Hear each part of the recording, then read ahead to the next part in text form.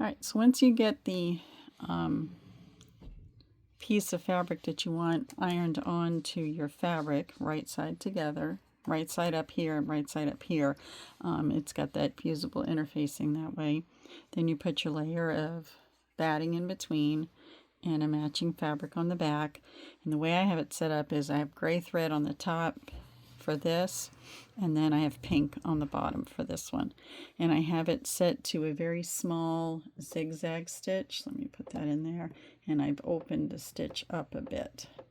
So I will start here, and what I'm going to do is I'm going to go all the way around the outside, and then I'll come and do the inside, and it will go through all the pieces. Okay? So here we go. You want to make sure, if you've not done this before, that the line here on your fabric, I'll put it up here, this line right here is in the middle of your presser foot. And here we go. And it's a really tiny zigzag stitch.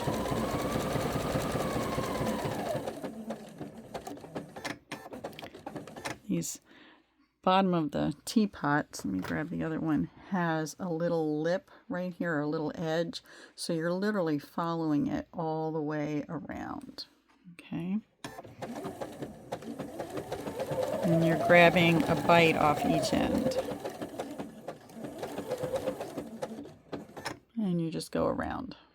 Okay, so when you get to the end, you'll have your threads here. And I've backstitched them so that they're kind of locked in place. And here's the back. Whoops, what the back looks like. Sorry about that. Crazy setup here. So there's the back. It's a super light pink. It's not real dark. And I don't pin it. I just kind of hold it down. It's not a real big area to pin, but if you feel the need to pin, by all means do so. I've been sewing for over 50 years and probably should pin, but I don't. Okay, so now I'm going to go around in here and I'll kind of show you how I do that. I'll leave that one on the video. And you just kind of go around.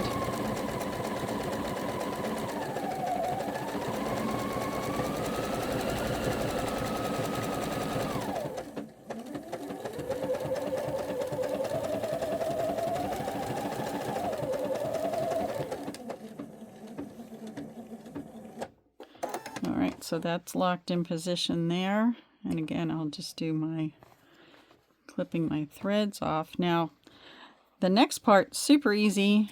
All you're doing is cutting it. So I take my pinking shears, and I guess if you have a rotary cutter, you can do it with the rotary cutter. Let me move this back out of the way. But I just have my left-handed pinking shears. I've had these for, gosh, forever. And you just want to cut about 1/4 of an inch from where you've sewn it. And you're basically outlining where the teapot is. And I'll go down in here. I won't go too close because I don't want it to come apart.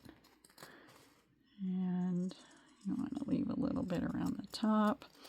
And you can, I mean, if you have to measure it, by all means, go right ahead. Like I said, I've got over 50 years of sewing experience, so I don't feel the need to. I just kind of eyeball stuff. Do the same thing when I'm cooking. It drives my daughter crazy. All right, so there you have it. There it is. It's awful cute. And then I'm going to take my ribbon, as soon as I find it, and I'll pull this back.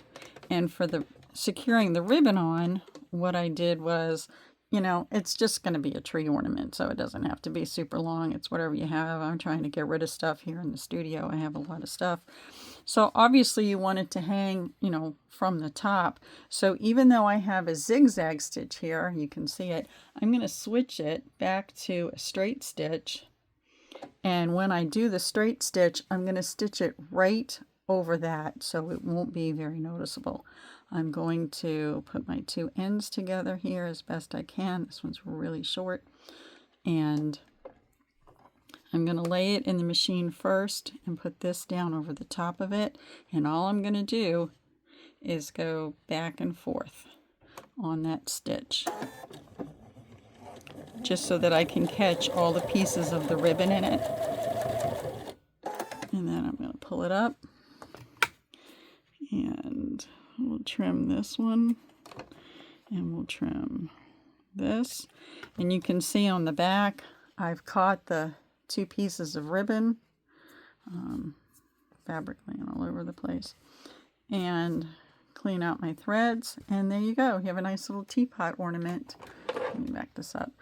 Teapot ornament for somebody who likes tea. And I had the teacups the other day, so I don't know. I'll either sell them, or if you want one, just let me know. I don't have many. I'll take some pictures of the ones I have, but I have, I think I counted 8 of them yesterday. So yeah, it's a fun little thing to do. I don't know where I got the fabric from. A lot of people donate fabric to me. I make a lot of quilts for Project Linus, but I didn't think this was very appropriate for a little kid. I didn't think a kid would be interested in tea. So I thought, well, this would be kind of a cute ornament thing. So I thought it up the other day, and I have the teacups left, or the teapots rather, left to do. So I thought it'd be kind of fun, but I'll lay them all out for you so you can see them once I get them all finished. But that's something that you could think of, and it works with anything. You know, you can do any motif that you have for this and just iron it to the fusible web, and then find fabric that goes with it. I kind of wanted something to stand out a little bit because this was a darker pot, and this was a pretty light pink. And also, like I said, I'm trying to use up some of the things that I have. So for these 2, they're the same, but it's also the end of this polka dot fabric that's probably over 30 years old. It's been hanging out in the studio. So it was a little remnant, just like I'll show a bit of here. Just like this was a remnant. It's warm and natural. It's thin, so it works up really nice, and you just layer it all together. But I was able, this is too small for me to put in a quilt or anything. I don't do quilt as you go. So I thought, well, hey, maybe I can just get rid of that. So I wound up getting rid of a lot of small pieces of fabric. I had ribbon that I don't really use much. When you make quilts, you don't really use ribbon. When you're donating them, it's a choking hazard, or it can hurt the kid. So I don't use it. And I don't really do many other crafts, but I thought this would be kind of cute, and I could use up some stuff, and it's secure. It's not going anywhere, and it hangs really nicely. So I hope you like it. Leave me your comments and let me know. Have a great day. See you in a bit.